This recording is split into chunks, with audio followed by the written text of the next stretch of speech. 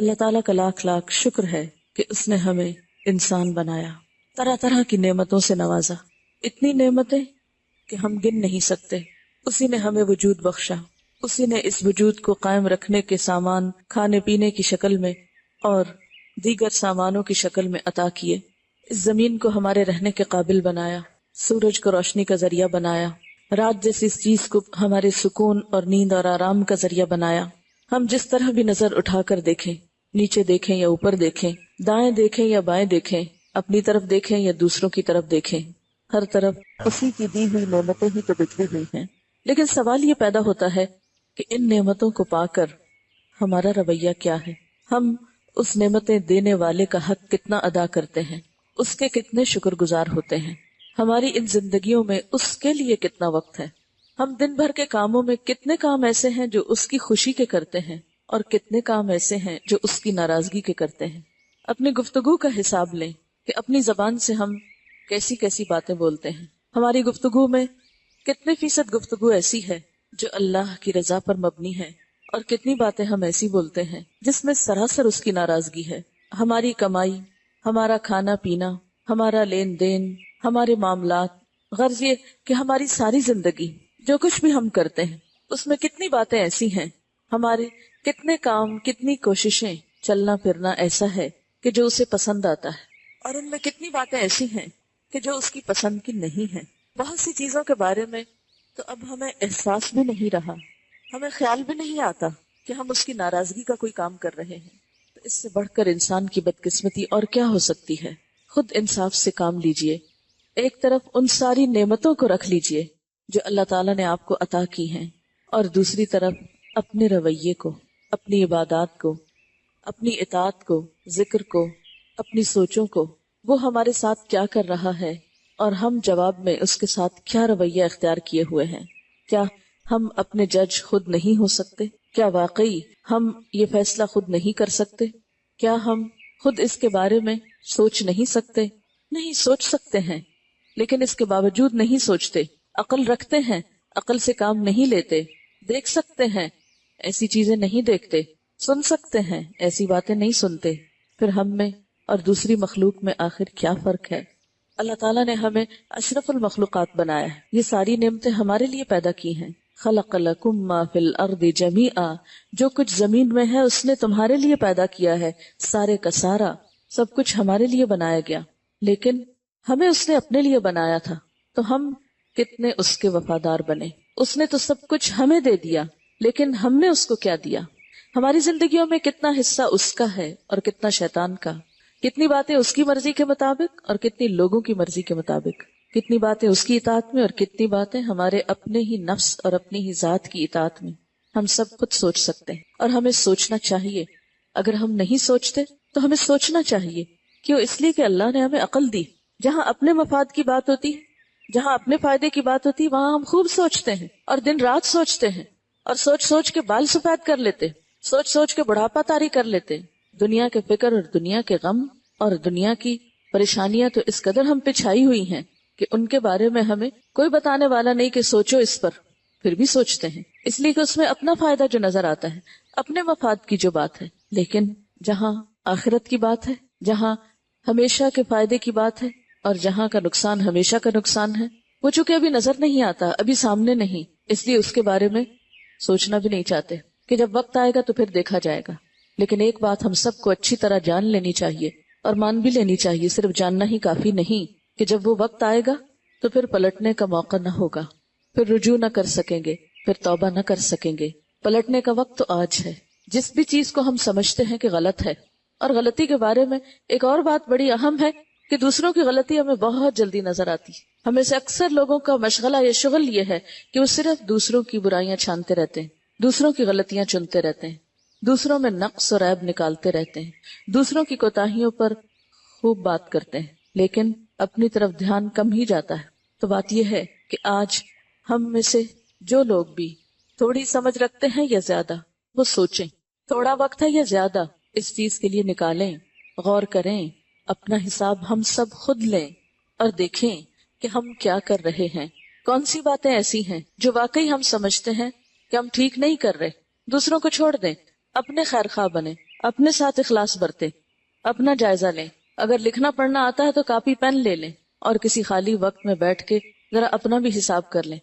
مال و دولت اور پیسے کا حساب تو خوب لکھتے ہیں، خود نہیں لکھ سکتے تو اکاؤنٹنٹ رکھ لیتے ہیں، اوروں سے لکھواتے ہیں، جمع تفریق خوب کرتے ہیں، لیکن کبھی اپنے گناہوں کا بھی بیٹھ کے حساب لکھنا چاہیے.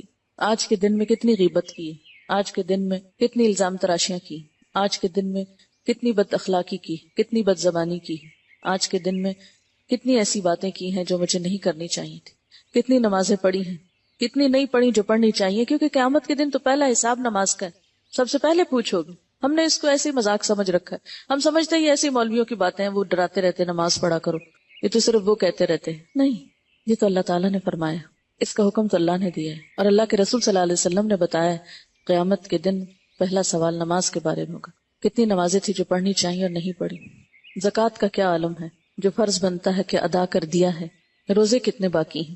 فرائض، حقوق العباد، اپنی ذات کی اصلاح، اپنی زبان کی اصلاح، اپنا اٹھنا بیٹھنا چلنا پھرنا، ان سب چیزوں کے بارے میں ہم میں سے ہر شخص اپنے بارے میں سوچے، اپنا حساب خود لے. اور اگر واقعی اللہ آپ کو نظر دے اپنے بارے میں دیکھنے کی تو پھر صرف شرمندگی کافی نہیں، صرف یہ کہنا کافی نہیں، کیونکہ یہ بھی بہت سے لوگ کہتے رہتے ہیں بڑے گناہگار ہیں، کیا کریں، گناہگار لوگ ہیں، یہ بھی تکلفاً کہہ دیتے ہیں دوسروں کو راضی کرنے کے لیے، حالانکہ وی ڈونٹ مین اٹ، اندر سے نہیں کہہ رہے ہوتے. کیونکہ اگر اندر سے کہہ رہے ہوتے تو گناہ تو ایک گندگی کی طرح ہے. مثلاً اگر میں یہاں بیٹھی ہوں اور کوئی پرندہ اوپر سے گزرے اور بیٹ کر جائے تو میں یہ کہہ کے ہاں گندگی ہے، گندے ہو گئے، بڑے گندے لوگ ہیں، کیا کریں. نہیں، کبھی بھی ایک لمحے کے لیے نہیں چھوڑوں گی، اٹھ کے فوراً بھاگوں گی کہ نہیں، مجھے صاف کرنا ہے اپنے آپ کو. لیکن کتنے ہی گناہ، کتنی ہی غلطیاں ہمارے دامن عیبدار کیے ہوئے ہیں، لیکن ان کو دھونے اور ان کو صاف کرنے اور ان کو ہٹانے کا ہمیں کچھ بھی فکر نہیں. ان سب کاموں کے لیے ہمیں جو کرنا ہے اس کا نام توبہ ہے. توبہ کا معنی ہوتا ہے پلٹ آنا، واپس آ جانا. اللہ سے جو دور بھاگ رہے ہیں نا، اور اللہ کی نافرمانی میں جو بھاگے چلے جا رہے ہیں، اس سے واپس پلٹنا، لوٹنا، رجوع کرنا. قرآن پاک میں اللہ تعالیٰ فرماتے ہیں قُلْ يَا عِبَادِيَ الَّذِينَ أَسْرَفُوا عَلَىٰ أَنفُسِهِمْ لَا تَقْنَطُوا مِن رَحْمَةِ اللَّهِ إِنَّ اللَّهَ يَغْفِرُ الذُّنُوبَ جَمِيعًا إِنَّهُ هُوَ الْغَفُورُ الرَّحِيمُ. اے میرے بندو، جنہوں نے اپنی جانوں پہ زیادتی کی ہے، تم اللہ کی رحمت سے نا امید نہ ہو جانا. بالیقین اللہ تعالیٰ سارے گناہوں کو بخش دیتا ہے، یقیناً وہ بڑی بخشش اور بڑی رحمت والا ہے. یعنی اللہ تعالیٰ تو بندے کو بخشتا ہے اور بخشنا چاہتا ہے، لیکن کس کو؟ جو اپنی بخشش چاہتا ہو، جسے اپنے گناہوں پہ شرمندگی ہو، جو لوٹ آئے، جو رجوع کر لے. اللہ تعالیٰ ایسے پلٹنے والوں سے محبت کرتا ہے. ان اللہ یحب التوابین ویحب المتطہرین. بے شک اللہ تعالیٰ توبہ کرنے والوں سے اور پاک صاف رہنے والوں سے محبت کرتا ہے. توبہ اندر کی صفائی ہے تو طہارت باہر کی صفائی ہے. اس کو وہ لوگ اچھے لگتے ہیں جو اندر باہر سے صاف ہوں. ہم عام طور پر لوگوں کو کہاں سے جج کرتے ہیں؟ صرف ان کے ظاہری حال حلیے سے، ان کے لباس کپڑے سے. اسی لیے جب ہم چاہتے ہیں کہ کسی کی نگاہوں میں ہماری قدر و قیمت ہو تو ہم اس کے سامنے اچھے سے اچھا لباس پہن کے جانے کی کوشش کرتے ہیں. ہمارا کوئی بھی اوکیزن ہو، کوئی شادی بیاہ ہو، کوئی منگنی ہو، کوئی کچھ ہو، کوئی ڈنر پارٹی ہو، کوئی چیز ہو، سب سے پہلے ہمیں کس چیز کا فکر ہوتا ہے؟ کوئی ہمیں دعوت پہ بلائے، پہلی پریشانی کیا لاحق ہوتی؟ ہم خواتین کو کیا پہن کے جائیں گے؟ وہ فلاں سوٹ پہنیں گے، وہ تو کئی دفعہ پہنا ہوا ہے، لوگ کیا کہیں گے؟ کس کے پاس بس یہی ایک کپڑا ہے.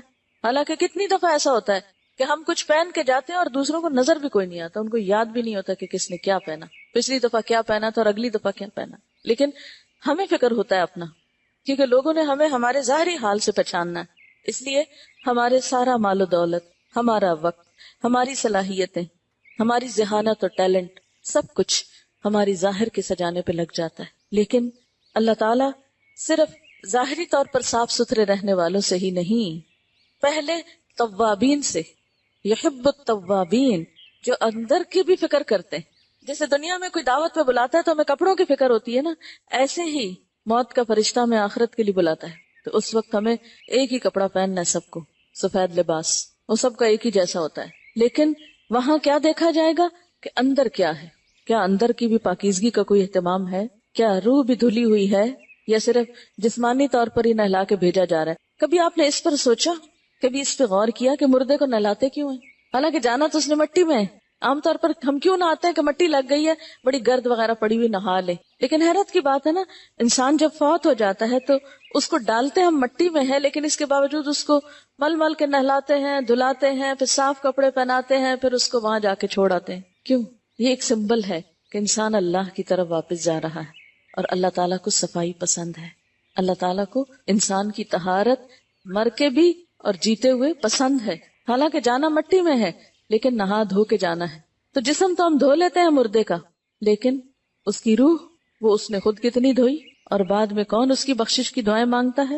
اس دھلائی کے لیے کتنے لوگوں کو فکر ہے. اس وقت رشتہ دار کیا کرتے ہیں، وہ اس وقت کھانے پکانے کی فکر میں ہوتے ہیں. مہمانوں کو بٹھائیں کہاں، کون سا کھانا پکائیں، ایک پکائیں کہ دو دیگیں پکائیں، میٹھا پکائیں کہ نمکین پکائیں. اب تیسرے دن کل پہ کیا پکے گا، جمعرات پہ کیا پکے گا، 40ویں پہ کیا پکے گا.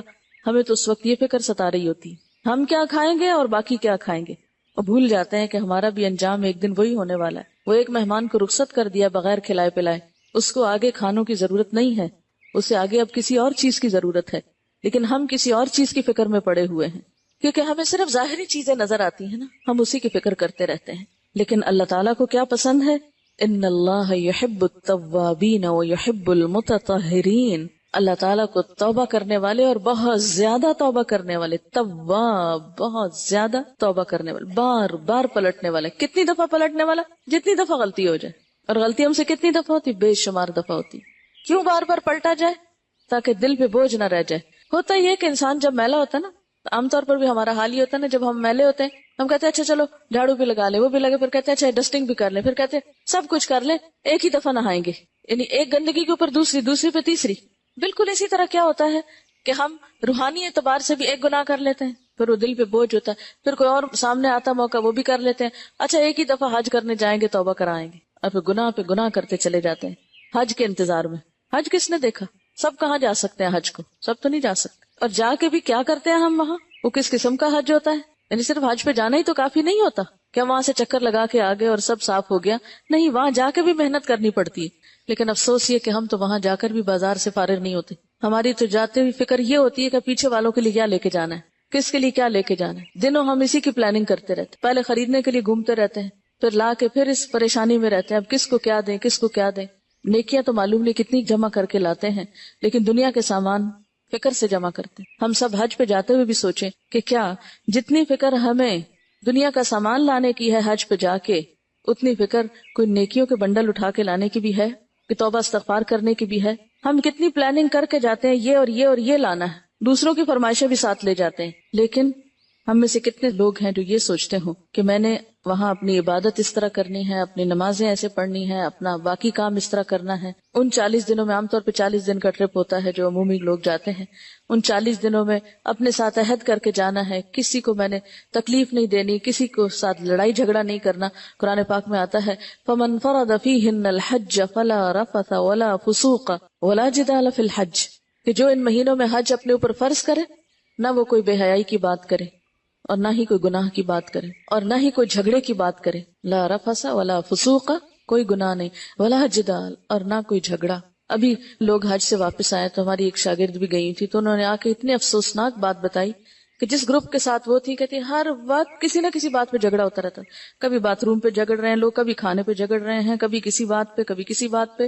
گویا حج نہیں کرنے گئے، بس ایک شغل میلہ ہے. اور جھگڑا کس پہ ہو رہا ہے؟ آج فلاں کی باری ہے کھانا پکانے کی، تو اس نے کیا پکایا ہے اور اس نے فلاں میٹھا پکایا یا نہیں، اور آج فلاں چیز کو دل چاہ رہا ہے اور باقاعدہ فرمائشیں ہو رہی ہیں، اور پھر وہ پک رہا ہے نہیں پک رہا تو مردوں میں بھیجا جا رہا ہے وہ پکا رہے ہیں.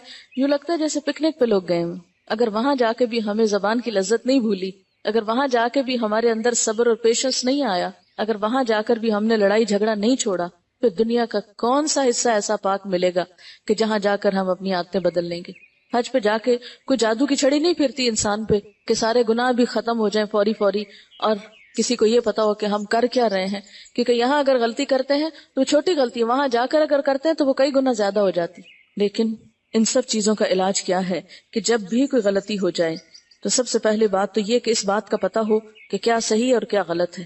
یہ میزان اپنے اندر رکھنا بہت ضروری ہے، ورنہ تو پتہ ہی نہیں چلے گا کہ کیا ٹھیک کیا اور کیا غلط کیا. پھر اس کے بعد جب پتا چل جائے تو دیر نہ کی جائے، فوراً توبہ کر لی جائے. کیونکہ اگر توبہ نہ کی اور یہ گناہ ساتھ چلے گئے تو یہی جہنم کا ایندھن بن جائیں گے، یہی آگ بھڑکانے والے شعلے بن جائیں گے. انسان جب توبہ کر لیتا ہے تو اس کے پچھلے گناہ معاف ہو جاتے ہیں، لیکن توبہ کا صحیح طریقہ بھی آنا چاہیے۔ صحیح معنوں میں توبہ اس چیز کا نام نہیں ہے کہ انسان صرف زبان سے کہتا رہے میری توبہ میری توبہ توبہ توبہ، یہ نہیں توبہ ہوتی، یہ تو ایک محاورہ ہے جو ہم بولتے ہیں۔ اصل توبہ کیا ہے کہ جس میں واقعی انسان کے اندر ندامت ہو، گناہ کو چھوڑنے کا ارادہ ہو، اور اپنے گناہ پر روئے اور شرمندہ ہو اور کہے کہ اللہ تعالیٰ اب نہیں کرتا۔ پھر انسان بھول جاتا ہے، انسان پھر ہو جاتا ہے، لیکن اس کے باوجود ایک شرمندگی کی کیفیت جو ہے وہ باقی رہے۔ قرآن پاک میں اللہ تعالیٰ سارے مومنوں کو توبہ کا حکم دیتے ہیں، وَتُوبُوا إِلَى اللَّهِ جَمِيعًا أَيُّهَا الْمُؤْمِنُونَ لَعَلَّكُمْ تُفْلِحُونَ، اور توبہ کرو سارے مل کر اے مومنوں تاکہ تم فلاح پاؤ، کامیابی ہو تم کو۔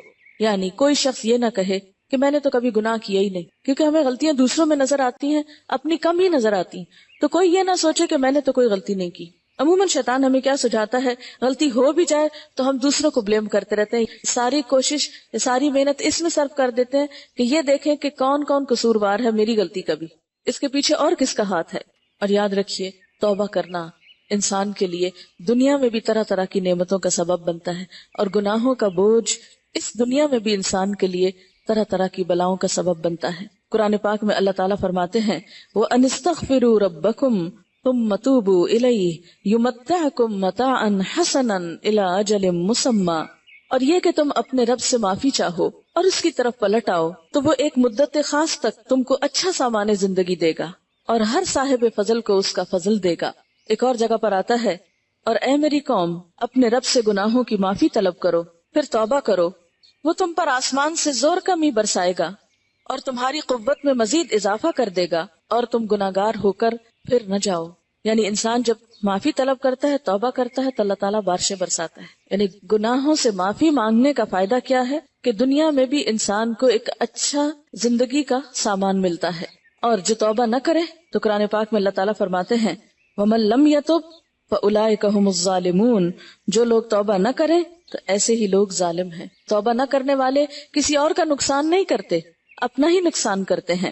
اللہ تعالیٰ کی طرف رجوع نہ کرنا اور مایوس ہونا اور اللہ کی رحمت سے مایوس ہو جانا، خاص طور پر یہ بات کرنا کہ میں تو اتنا گناہگار ہوں، میری تو توبہ ہو ہی نہیں سکتی، میری نہیں معافی ہو سکتی، اس لیے معافی مانگنے کا کیا فائدہ؟ بہتر ہے ہم جو کرنا ہے اس دنیا میں کر لیں، جاننا میں تو جانا ہی ہے، ایک ہی دفعہ چلے جائیں گے، تو یہاں تو حسرتیں پوری کریں۔ کئی لوگوں کو یہ بھی کہتے سنا گیا ہے کہ ہم تو اتنے گناہگار ہیں جنت میں نہیں جا سکتے، تو جب جا نہیں سکتے تو پھر اور زیادہ گناہ کر لیں، اور پھر وہ ڈھیٹ ہو کر خوب گناہ کرتے ہیں۔ حالانکہ یہ طریقہ ٹھیک نہیں ہے۔ کس نے دیکھا ہے؟ کون کہتا ہے کہ اللہ تعالیٰ معاف نہیں کرتا؟ اور یہ بھی شیطان کا ایک وسوسہ ہوتا ہے کہ انسان کو اور زیادہ گناہوں پر وہ اس طرح آمادہ کر سکتا ہے اور مرتے دم تک اس کو پلٹنے نہیں دیتا۔ قرآن پاک میں اللہ تعالیٰ فرماتے ہیں وَمَن يَقْنُطْ مِن رَحْمَةِ رَبِّهِ إِلَّا الضَّالُّونَ، اور اپنے رب کی رحمت سے سوائے بھٹکے ہوئے لوگوں کے اور کون مایوس ہوتا ہے؟ یعنی جو بھٹکنا چاہتے ہیں وہی مایوسی کا اعلان کرتے ہیں۔ ایک اور جگہ پر فرمایا إِنَّهُ لَا يَيْأَسُ مِن رَّوْحِ اللَّهِ إِلَّا الْقَوْمُ الْكَافِرُونَ، کہ اللہ کی رحمت سے کافر لوگ ہی مایوس ہوا کرتے ہیں۔ ابن مسعود بیان کرتے ہیں کہ نبی صلی اللہ علیہ وسلم نے فرمایا بڑے بڑے گناہ یہ ہیں اللہ کے ساتھ شرک کرنا، اللہ کی تدبیر سے نڈر رہنا، اور اللہ کی رحمت سے آس توڑ بیٹھنا، اس کی رحمت سے مایوس ہو جانا، یعنی یہ کبیرہ گناہوں میں سے ہے۔ زندگی میں کبھی کسی وقت کوئی بھی تکلیف آئے، کوئی بھی دکھ یا پریشانی ہو، لیکن انسان کو مایوس نہیں ہونا چاہیے۔ اسی طرح بعض لوگ گناہوں کو چھوٹا سمجھتے ہیں، وہ کہتے ہیں لو اللہ تعالیٰ اس پہ بھی اب پکڑ لے گا، یعنی گناہ ہوتا بڑا ہے لیکن ان کی نظروں کو چھوٹا نظر آتا ہے۔ وہ کہتے ہیں لو اللہ تعالیٰ تو بہت بڑا ہے، اس کی رحمت بہت وسیع ہے، وہ اتنی چھوٹی چھوٹی بات پہ نہیں پکڑتا، اور اس طرح وہ اور زیادہ نڈر ہو جاتے ہیں اور زیادہ گناہ کرنے لگتے ہیں۔ حالانکہ گناہ چھوٹا ہو یا بڑا ہو، گناہ کو نہیں دیکھنا چاہیے، دیکھنا یہ چاہیے کہ اللہ تعالیٰ کی ذات خود کتنی بڑی، اس اتنی بڑی ہستی کے سامنے چھوٹی نافرمانی بھی بڑی ہو جاتی ہے۔ صرف یہ نہیں کہ جن گناہوں کو کبیرہ گناہوں کی لسٹ میں شامل کیا گیا ہے، صرف ان گناہوں کو انسان بڑا سمجھے۔ اللہ تعالیٰ کو ناراض کرنا اور اللہ تعالیٰ کی نافرمانی کے کام کرنا، یہ کسی بندہ مومن کی جرت نہیں ہو سکتی۔ ہاں بھول چوک ہو سکتی ہے، ڈٹائی کے ساتھ اور نڈر ہو کے غلط کام نہیں وہ کر سکتا۔ پھر اسی طرح یہ ہے کہ انسان اگر گناہ پہ توبہ نہیں کرتا تو انسان کے دل سے وہ نور چھن جاتا ہے، انسان بے حس ہو جاتا ہے، انسان کے دل پہ بوجھ آ جاتا ہے، انسان کو بے قراری اور بے چینی لگ جاتی اور دنیا کی نعمتوں سے بھی اس کا دل بعض اوقات اچاٹ ہونے لگتا ہے، ڈپریشن کی ایک کیفیت طاری ہونے لگتی ہے۔ ابن قیم کہتے ہیں گناہوں کے نقصان میں کہ جو گناہ ہوتا ہے اس کی وجہ سے انسان علم سے محروم ہو جاتا ہے، دل بے چین ہو جاتا ہے، کاموں کا گراں بار ہو جانا ہوتا ہے، یعنی کوئی کام ہو کے نہیں دیتا۔ اسی طرح اطاعت سے محروم ہوتا ہے، یعنی اللہ تعالیٰ کی اطاعت کو دل نہیں چاہتا، زندگی سے برکت اٹھ جاتی ہے، نیکی کی توفیق میں کمی ہو جاتی، سینے میں گھٹن ہوتی، برائیاں جنم لینے لگتی، گناہوں کا عادی ہوتا ہے انسان۔ گناہگار کا اللہ اور لوگوں کے ہاں بے وقت ہو جانا، یعنی اس کی کوئی قدر و قیمت نہیں ہوتی، کوئی عزت نہیں ہوتی، اس پہ انسانوں کے علاوہ جانوروں کی بھی لعنت ہوتی، اس کے دل پہ مہر لگ جاتی، وہ ملعون ہو جاتا ہے، اس کی دعائیں قبول نہیں ہوتی، بحر بر میں فساد پھیل جاتا ہے، غیرت سے محروم ہو جاتا ہے، شرم و حیا اڑ جاتی ہے اس انسان کی، نعمتوں کا زوال ہونے لگتا ہے، مشکلات کا نزول ہونے لگتا ہے، دل پہ غیروں کا روب بیٹھنے لگتا ہے، انسان شیطان کے شکنجے میں آ جاتا ہے، دنیا میں برا انجام ہوتا ہے اور آخرت میں دردناک عذاب ہوتا ہے۔ تو گناہ خواہ چھوٹا ہو یا بڑا، فوراً اس سے توبہ کر لینی چاہیے تاکہ اس کی یہ خباثتیں جو ہیں وہ انسان کی زندگی میں نظر نہ آئیں یا شامل نہ ہوں۔ اور ہمیشہ اس بات کا یقین رہنا چاہیے کہ اللہ تعالیٰ کی رحمت ہر چیز پہ چھائی ہوئی ہے، اس کے لیے انسان کو معاف کرنا کچھ مشکل کام نہیں ہے۔ قرآن پاک میں آتا ہے وَرَحْمَتِي وَسِعَتْ كُلَّ شَيْءٍ، میری رحمت ہر چیز پہ چھائی ہوئی۔ لیکن اگر کوئی بندہ خود ہی اس کی طرف رجوع نہ کرے تو بندے کا اپنا قصور ہے۔ مثلاً آپ کو پیاس لگی، آپ پیاسے ہیں، پانی رکھا ہے، اگر آپ ہاتھ اٹھا کے نہیں پیتے تو آپ کی اپنی بد نصیبی ہے، پانی تو موجود ہے۔ اسی طرح جب یہ فرمائے کہ رحمتی وسعت کل شیء، کل شیء، ہر چیز پر اللہ کی رحمت چھائی ہوئی ہے، یعنی ہر جگہ موجود ہے۔ اگر کوئی شخص خود ہی اس کو حاصل نہیں کرتا، خود اس کو ڈیزرو نہیں کرتا، خود اس کی طرف نہیں بڑھتا تو یہ اس کی اپنی بد نصیبی ہے، اللہ تعالیٰ کا تو کچھ بھی نقصان نہیں۔ ایسے شخص کے لیے تو پھر اللہ تعالیٰ کی ناراضگی ہی ناراضگی ہے۔ پھر اسی طرح ایک حدیث میں آتا ہے، آپ صلی اللہ علیہ وسلم نے فرمایا، اللہ تعالیٰ فرماتے ہیں جسے یقین ہو گیا کہ میں گناہ معاف کرنے پہ قادر ہوں تو میں اس کے گناہ معاف کر دیتا ہوں، اور مجھے قطعاً پرواہ نہیں بشرطے کہ اس نے میرے ساتھ شرک نہ کیا ہو۔ یعنی شرک کا گناہ معاف نہیں ہوتا جب تک کہ انسان معافی مانگے نہ۔ باقی گناہ جو ہیں وہ نیکیاں کرنے سے بھی دھلتے چلے جاتے ہیں، رونے سے دھلتے ہیں، دعائیں مانگنے سے، اللہ کا ذکر کرنے سے، لیکن شرک کا گناہ ایسا ہے جس پر واقعی انسان کو پوری طرح دل، زبان، عمل، ہر چیز سے پلٹنے کی ضرورت ہوتی ہے۔ پھر اسی طرح ہم دیکھتے ہیں کہ اللہ تعالیٰ فرماتے ہیں، اے ابن آدم، تو جب بھی مجھ سے دعا کرے اور مجھ سے امید رکھے تو تیرے جتنے بھی گناہ ہوں گے میں بخش دوں گا اور مجھے اس کی کوئی پرواہ نہیں۔ اے ابن آدم، اگر تیرے گناہ آسمان کی بلندی کو پہنچ جائیں پھر تو مجھ سے بخشش طلب کرے تو میں تجھے بخش دوں گا اور مجھے اس کی کوئی پرواہ نہیں۔ اے ابن آدم، اگر تو زمین بھر گناہ لے آئے پھر مجھے اس حال میں ملے کہ تو نے میرے ساتھ شرک نہ کیا ہو تو میں اتنی ہی مقدار میں تجھے بخشش سے نواز دوں گا۔ لیکن شرط یہ کہ انسان لوٹے، رجوع کرے اور آئندہ نیک زندگی گزارنے کا عہد کرے۔ پھر اسی طرح یہ ہے کہ بعض لوگ اس لیے توبہ نہیں کرتے کہ وہ کہتے ہیں ہمیں پتا ہے ہم نے توبہ پہ قائم نہیں رہنا، اس لیے کیا فائدہ توبہ کرنے۔ اس طرح شرمندگی ہوتی ہے بار بار اللہ تعالیٰ سے مانگے۔ تو بات یہ ہے کہ یہ بھی ڈٹائی کی ایک قسم ہے، ایسا کرنا بھی اللہ تعالیٰ کو پسند نہیں۔ آپ کو کیا معلوم کہ آپ اللہ کی طرف رجوع کریں اور اللہ تعالیٰ اس کے بدلے آپ کے دل میں نیکی کی ایسی محبت پیدا کر دے کہ پھر آپ جب نیکی کے راستے پہ چلیں تو اور راستے کھلتے چلے جائیں، آگے سے آگے بڑھتے چلے جائیں۔ آخر دنیا میں کتنے ہی ایسے لوگ ہیں جو وہ گناہ نہیں کرتے جو مثلاً آپ کرتے ہیں۔ اگر ان کو اس گناہ میں کوئی رغبت نہیں اور آپ کو اس گناہ میں رغبت ہے تو اللہ کی طرف رجوع تو کریں، اللہ سے دعا تو کریں، کیونکہ دل تو اللہ کے ہاتھ میں ہے۔ وہ جس چیز کی چاہے نفرت ڈال دے اور جس چیز کی چاہے محبت ڈال دے۔ اگر ایک وقت میں ہمارے دل میں گناہوں کی محبت بیٹھی ہوئی ہے یا گناہوں کی یا حرام چیز کی لذت ہمارے دل پہ چھائی ہوئی ہے تو دوسرے وقت میں اللہ تعالیٰ اس سے نفرت بھی ہمارے دل میں ڈال سکتے ہیں، کیونکہ دل تو بدلتے رہتے ہیں۔ کتنی ہی چیزیں ایسی ہیں کہ آپ کی زندگی میں آئیں اور چلی گئیں، کتنی ہی چیزیں ایسی ہیں کہ جن کے لیے آپ دن رات سوچتے تھے، جن پہ آپ مرتے تھے، جن کے لیے آپ سمجھتے تھے کہ اگر وہ نہ ہوئی چیز زندگی میں تو شاید زندگی گزارنا مشکل ہو، لیکن پھر ایسا وقت بھی آیا کہ اس چیز کے بغیر بھی زندگی نارمل ہو گئی اور ہو جاتی ہے۔ کتنے ہی عزیز پیارے ہوتے ہیں جو دنیا سے چلے جاتے ہیں، جب وہ جاتے ہیں تو انسان سوچتا ہے کہ ان کے بغیر ہم زندہ کیسے رہیں گے، لیکن ایک وقت آتا ہے کہ انسان زندہ رہتا ہے۔ اسی طرح کتنی ہی چیزیں ایسی ہیں کہ جن کو انسان اپنی زندگی میں برداشت کرتا ہی نہیں، کرنا چاہتا ہی نہیں، اس کے لیے کچھ سننا چاہتا ہی نہیں، لیکن پھر کیا ہوتا ہے، اللہ تعالیٰ انہی چیزوں کے دل میں محبت بھی ڈال دیتا ہے۔ اہل مکہ آپ صلی اللہ علیہ وسلم کی جان کے دشمن تھے، دشمنی اس حد کو بڑھی کہ آپ صلی اللہ علیہ وسلم کو وہ جگہ چھوڑنی پڑی، مکہ سے ہجرت کرنا پڑی. لیکن ایک وقت آیا کہ آپ صلی اللہ علیہ وسلم واپس پلٹے، مکہ فتح ہوا، آپ نے اپنے دشمنوں کو معاف کیا، اور جو ہی معاف کرنا تھا کہ وہی لوگ آپ کے جانثار ساتھی بن گئے اور آپ کے ساتھ مل کر دشمنوں کے خلاف جنگ کرنے والے بن گئے. اس سلسلے میں ایک مشہور واقعہ ہے ثمامہ بن اسال کا. وہ آپ صلی اللہ علیہ وسلم سے بہت دشمنی رکھتا تھا. ایک موقع پہ پکڑا گیا، قید کیا گیا. آپ نے اس کو پیغام بھیجا کہ تم مسلمان ہو جاؤ. تو اس نے کہا کہ آپ نے ایک ایسے شخص کو قید کیا ہے کہ جو اگر آپ اس کے ساتھ احسان کریں تو وہ احسان کا ماننے والا ہے، اور اگر آپ اس کے ساتھ زیادتی کریں تو وہ بدلہ لینے کے قابل ہے، یعنی اس کے پیچھے اس کی قوم ہے. تو ایسے موقع پر آپ صلی اللہ علیہ وسلم نے اس کو معاف کر دیا، اور جو معاف کیا تو وہ شخص گیا نہا کر واپس آیا اور کہنے لگا کہ اللہ کے رسول صلی اللہ علیہ وسلم، اس سے پہلے کوئی شخص دنیا میں آپ سے بڑھ کر مجھے مبغوض نہ تھا، اور اب آپ سے بڑھ کر کوئی شخص مجھے محبوب نہیں. کس وجہ سے؟ کہ آپ نے اس کو معاف کر دیا تھا. تو اللہ تعالیٰ ان لوگوں کو معاف کر دیتے ہیں کہ جو دوسروں کو معاف کر دیتے ہیں. اور جب انسان اپنے دشمنوں کو معاف کرتا ہے تو ایسے موقع پر دشمن بھی دوست بن جاتے ہیں. اسی طرح جب انسان اللہ تعالیٰ سے معافی مانگتا ہے تو آج ایک وقت ایسا ہے کہ ایک انسان گناہوں میں ڈوبا ہوا ہے، اور کل دوسرے وقت میں جب وہ ان گناہوں سے پاک ہوتا ہے، اللہ تعالیٰ معاف کر دیتے ہیں، تو اسی انسان کے دل میں نیکی کی ایک محبت پیدا ہو جاتی ہے.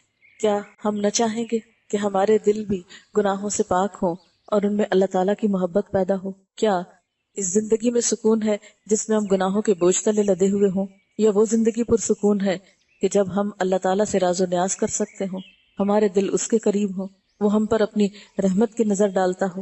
اور اس کا راستہ ایک ہی ہے کہ ہم پلٹتے رہیں، رجوع کرتے رہیں اور بار بار رجوع کرتے رہیں. اور جو شخص رجوع کرتا ہے، دن میں رجوع کرتا ہے، تو اللہ تعالیٰ دن میں اس کو معاف کر دیتے ہیں. اور اگر کوئی شخص رات میں پلٹتا ہے تو اللہ تعالیٰ رات کے اس کے گناہ معاف کرتے ہیں. ہم انسان ہیں نا، جب انسانوں سے کام پڑتا ہے تو کبھی دن میں وہ مصروف ہوتے ہیں، رات میں وہ سو رہے ہوتے ہیں، لیکن اللہ تعالیٰ لا تأخذہ سنۃ ولا نوم، نہ اس کو نیند آتی ہے نہ اونگ آتی ہے. جس وقت بھی، جس لمحے بھی کوئی دل میں یا اونچی آواز میں، سرگوشیوں میں، یا پکار کر، رو کر، یا چپکے جس بھی طرح سے انسان اللہ تعالیٰ سے معافی مانگے، اللہ تعالیٰ بندے کو معاف کرتا ہے. لیکن یہ ہمارے اپنے اوپر ہے کہ ہمارے دل میں اس بات کا کتنا احساس ہے، ہمارے دل میں اللہ تعالیٰ کے بارے میں کس قسم کے گمان ہیں، ہم اس کی طرف کس طرح لوٹنا چاہتے ہیں. اور اللہ تعالیٰ کا وعدہ ہے کہ بندہ اگر ایک قدم میری طرف آئے تو میں 10 قدم اس کی طرف جاتا ہوں، اگر وہ ایک ہاتھ میری طرف آئے تو میں 10 ہاتھ اس کی طرف جاتا ہوں، وہ چل کر آئے تو میں دوڑ کر اس کی طرف آتا ہوں. لیکن پہلا قدم ہم ہی کو اٹھانا ہوگا، ہمیں پلٹنا ہوگا. اب یہ ہے کہ توبہ کی کس طرح جاتی ہے. توبہ کرنے کے لیے یہ ضروری نہیں ہے کہ آپ کسی انسان کے سامنے بیٹھ کر اپنے گناہوں کا ذکر کریں. جیسے کرسچینٹی میں تو ایسا ہوتا ہے کہ انسان انسانوں کے سامنے کنفیس کرتا ہے. ان کے ہاں چرچ میں باقاعدہ کنفیشن کا عمل ہوتا ہے. ایک دفعہ فرانس میں مجھے دیکھنے کے لیے ایک چرچ میں جانے کا اتفاق ہوا کہ ان لوگوں کی عبادت کے طریقے کیا ہیں، یا یہ یہاں پر اندر کیا کرتے ہیں. تو میں نے دیکھا کہ ایک طرف کچھ شیشے کے کیبن بنے ہوئے تھے اور اس میں لال سا ڈریس پہن کر ان کا مذہبی رہنما بیٹھا ہوا تھا، اور ان میں سے ایک کیبن میں ایک شخص اپنے ایسے مذہبی رہنما کے پاس بیٹھا ہوا تھا. تو میں نے کسی سے پوچھا کہ یہاں کیا ہو رہا ہے، یہ شخص اس چھوٹے سے کیبن میں بیٹھ کے کیا کر رہے ہیں، یہ لوگ کیا کر رہے ہیں یہاں پر؟ تو انہوں نے بتایا کہ یہ شخص آیا ہے اپنے گناہوں کی معافی کے لیے، اور یہ سارے گناہوں کا اقرار اس اپنے مذہبی رہنما کے آگے کر رہا ہے، پھر وہ اس کو ایک سرٹیفکیٹ دے گا، پروانہ دے گا، جس سے اس کا گناہ معاف ہو جائے گا. لیکن الحمدللہ اللہ تعالیٰ نے ہمیں انسانوں کا محتاج نہیں بنایا کہ ہم کسی مسجد میں جا کے کسی مولوی صاحب کے آگے اپنے سارے گناہ کا یا اپنی ساری برائی کا پہلے حساب کتاب دیں اور پھر ان کے ہاتھ سے پرچہ لیں کہ ہاں تمہارے لیے اب جنت لازم ہو گئی ہے. نہیں، ان اللہ یغفر الذنوب جمیعا، اللہ تعالیٰ سارے گناہ معاف کر سکتا ہے، ساری طاقت اس کے ہاتھ میں ہے. بلکہ ہمارے لیے تو یہ حکم ہے کہ ہم گناہوں کی تشہیر نہ کریں، یعنی گناہ کرنا برا ہے تو اس کی تشہیر اس سے بھی زیادہ برا کام ہے. قرآن پاک میں آتا ہے کہ ان الذین یحبون ان تشیع الفاحشۃ، بے شک وہ لوگ جو پسند کرتے ہیں کہ بے حیائی پھیلے، فی الذین آمنوا، ان لوگوں میں جو ایمان لائے، ان کے لیے دنیا اور آخرت میں رسوائی ہے اور دردناک عذاب ہے. تو اللہ تعالیٰ کو یہ بات پسند نہیں کہ ہم اپنے گناہوں کی تشہیر کریں. یعنی مثلاً اگر کسی شخص کی صبح آنکھ نہیں کھلی، نماز رہ گئی اس کی، تو اس کو یہ نہیں کرنا چاہیے کہ ہر جگہ بیٹھ کے کہ آج میں نے صبح کی نماز نہیں پڑھی. ایسا کہنا منع ہے. کیوں؟ اس لیے کہ آج تم کہو گے کسی کو میں نے نماز نہیں پڑھی، میں نے نماز نہیں پڑھی، دوسرا بھی سن کے عادی ہو جائے گا کہ اچھا اگر فلاں کی رہ گئی اور میری رہ گئی تو کیا ہوا، فلاں کی بھی تو رہ گئی تھی نا. ہم بہت سے غلط کام کب کرتے ہیں، کب دلیر ہوتے ہیں غلط کام کرنے کو؟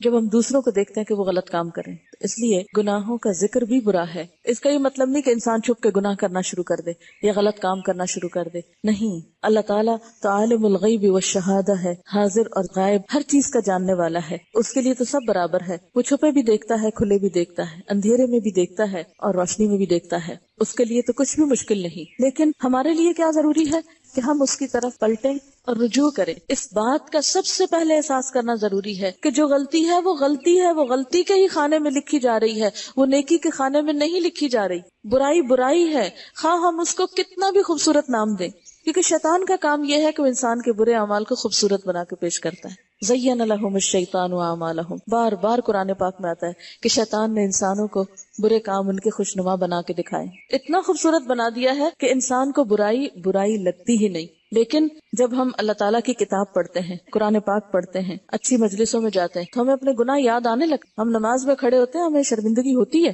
اس وقت اگر ہم اپنے ضمیر کی آواز پہ کان دھر لیں اور برائی کو برا مانیں، یقین کریں کہ یہ بری ہے، تو ہماری روح کانپ اٹھے، ہمارے جسم میں جھرجری لگ جائے، یعنی جرجری آ جائے ایک دم کہ واقعی ہم نے برا کیا ہے. تو اس جرجری لانے کی ضرورت ہے، گناہ کے شدید احساس کی ضرورت ہے. ابن مسعود فرماتے ہیں مومن اپنے گناہوں کو یوں سمجھتا ہے جیسے وہ ایک پہاڑ کے نیچے بیٹھا ہو اور ڈرتا ہو کہ کہیں اس کے اوپر گر نہ پڑے، اور فاجر اپنے گناہوں کو ایسا سمجھتا ہے جیسے ایک مکھی ہو جو اس کی ناک پہ بیٹھ گئی ہو. پھر انہوں نے اپنے ہاتھ کے اشارے سے بتایا کہ اس نے اس طرح کر کے مکھی کو اس سے اڑا دیا، اسے پرواہ نہیں. یعنی مکھی بھی ایک گندی چیز ہے نا، تو مکھی آ کے بیٹھی تو اس نے کیا کیا، بس ٹھیک ہے ہٹا دی، احساس نہیں کہ وہ یہاں کو جراثیم بھی چھوڑ گئی ہے. تو مومن جو ہے وہ اپنے گناہوں کو پہاڑ جتنا سمجھتا ہے کہ یہ میرے پہ گر گیا تو میں تو ختم ہو جاؤں گا.